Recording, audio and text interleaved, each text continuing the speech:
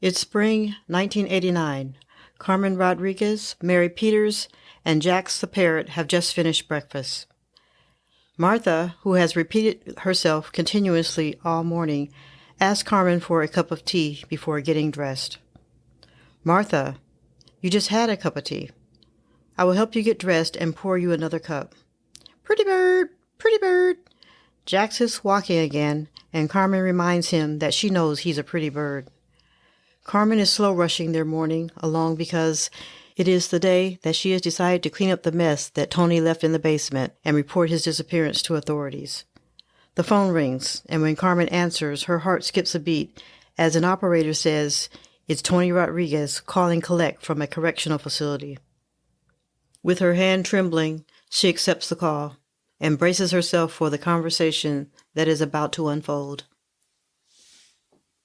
From Nancy B., this is Take Care Time, the tales and exhales of caregivers.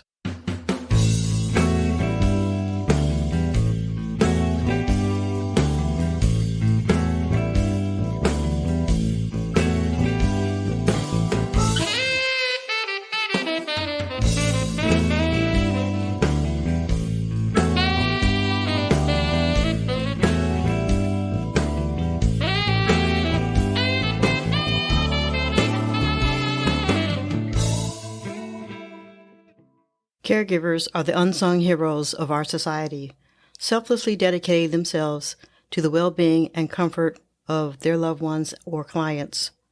Their compassion, resilience, and unwavering commitment embody the true essence of caregiving, shining a light of hope and support in the darkest of times.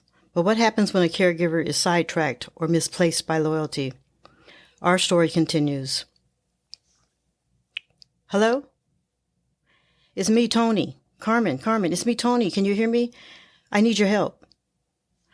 Carmen's breath catches in her throat at the sound of Tony's voice. A turmoil of emotions swirling within her, relief and then anger. Tony, where are you? What's going on? I'm in jail, Carmen. I messed up bad. Carmen's heart sinks as Tony's words sink in, the weight of the situation bearing down on her shoulders like a heavy burden. Tony, what happened? Tony, are you here? Can you hear me? Why are you in jail? It's a long story, Carmen. I got mixed up with Eddie and his friends and made some bad decisions. I need your help. I need you to get me out of here. Carmen's mind races as she struggles to process the enormity of Tony's confession, grappling with a flood of conflicting emotions. Tony, I don't know. I just don't know what to say. Carmen, please. You're the only one that I can turn to. I need you. Carmen, please. I owe Eddie a lot of money, and I need to get out of here before something happens. I have some money hidden in my room in the basement, and I need you to take it to Eddie by noon. Carmen's heart aches at the desperation in Tony's voice, torn between her loyalty to her cousin and her duty to Martha and her family. Tony, I'm at work. I can't leave Martha. It will be quick. Just get the money, drop it off, and come right back. Martha will be fine for a couple of hours. Please, Carmen, please. As Carmen hangs up the phone, her mind races with uncertainty and apprehension, knowing the decisions that she makes in the moments to come will shape the course of events for everyone involved. Carmen tells Martha that she needs to run to the store for a quick errand and that she'll be right back. Martha nods absent-mindedly. Her attention is consumed by the coos and the coaxes of Jax, who is perched in his cage nearby. Unaware of Carmen's true intentions, Martha watches as Carmen rushes out the door. A furrow of concern creases her brow as she wonders what could be so urgent. With a resigned sigh, Martha turns her attention back to Jax, her fingers absent-mindedly tracing the outline of his colorful feathers as she loses herself in thought.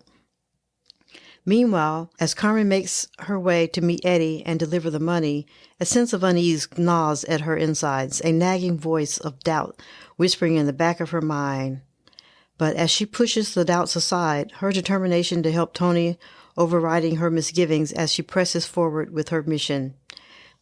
Back at Martha's house, The minutes tick by and Carmen fails to return. Jax grows restless, his keen senses picking up on the undercurrent of tension in the air.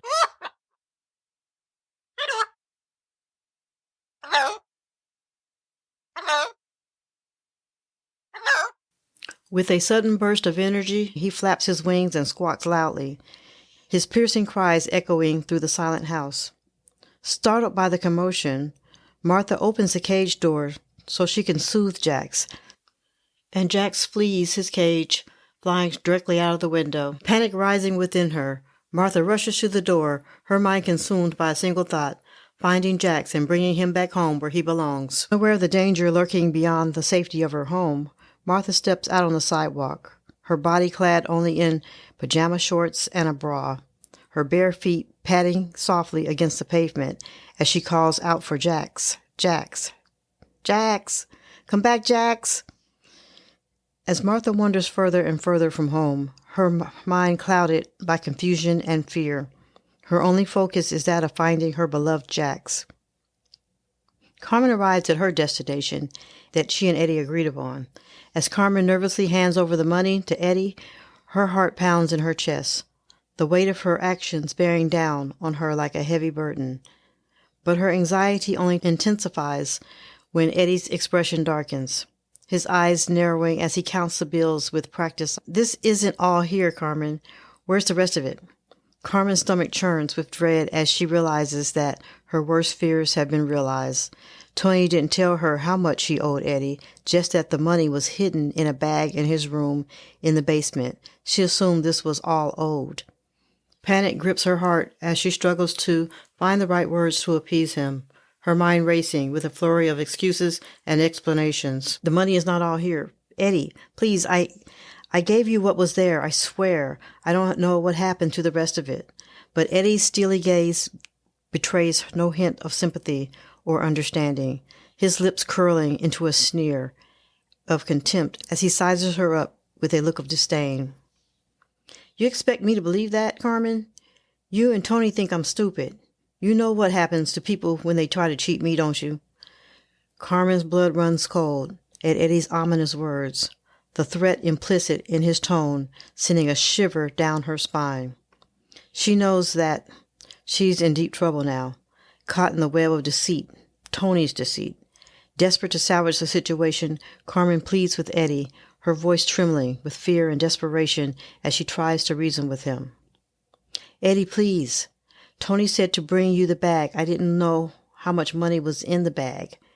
You go tell Tony that if he doesn't have my money by tonight, he's a dead man. Eddie walks off as Carmen is still trying to reason with him. As Carmen recoils in horror, she realizes with a sinking feeling that she's trapped in a mess of her own making. She should never have bought Tony a ticket to New York. All of this is his fault. Back on Martha Street, she is still wandering, looking for Jax. She fails to notice the concerned eyes of her neighbors watching her from across the street.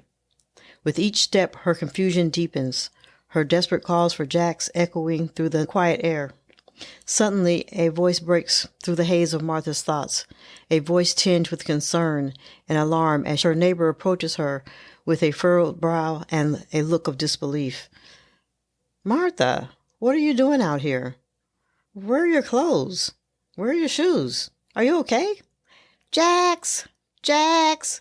She blinks in confusion, struggling to find her voice as she grapples with the flood of emotions swirling within her. I'm looking for Jax. He got out of his cage. I need to find him. He's my bird. He's my bird. Jax!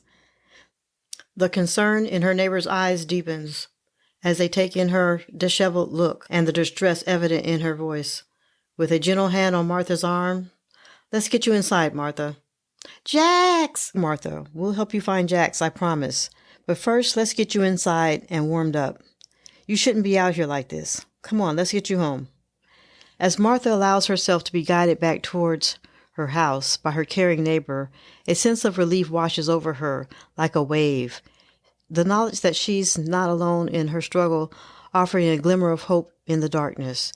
And as she steps back into the warmth and safety of her home, Martha knows that she's one step closer to finding Jax and bringing him back where he belongs. Martha, sit down, please. Your feet, they're bleeding. We need to take care of that right away. I'm going to call your daughter. Okay? She needs to know what's going on. My daughter... Yes, please. She needs to know. She needs to know about Jax. As Martha's neighbor listens to Mary's urgent instructions to call 911, a sense of urgency grips her heart like a vice. With trembling hands, she punches in the numbers on the phone, her voice shaking as she speaks to the operator on the other end. Hello? We need help. It's my neighbor, Martha. She's in bad shape. She's bleeding from her feet, and she's confused. Yes, I'll stay on the line. As the operator assures Martha's neighbor that help is on the way, she looks around Martha's living room and wonders, where is Carmen, the caregiver? She wonders if Carmen is out looking for Jax. Martha, help is coming. They're sending an ambulance. Just hold on, Martha. You're going to be okay. Martha nods weakly, her eyes clouded with pain and confusion as she clings to her neighbor's reassuring presence. And as they wait together, they hear the sound of sirens in the distance. Martha's neighbor offers a silent prayers for her swift recovery, knowing that the road ahead would be fraught with challenges, but determined to stand by her side every step of the way. The neighbor hears sirens in the distance and also decides to try Carmen's phone. After all, Carmen told her to call if she ever needed anything.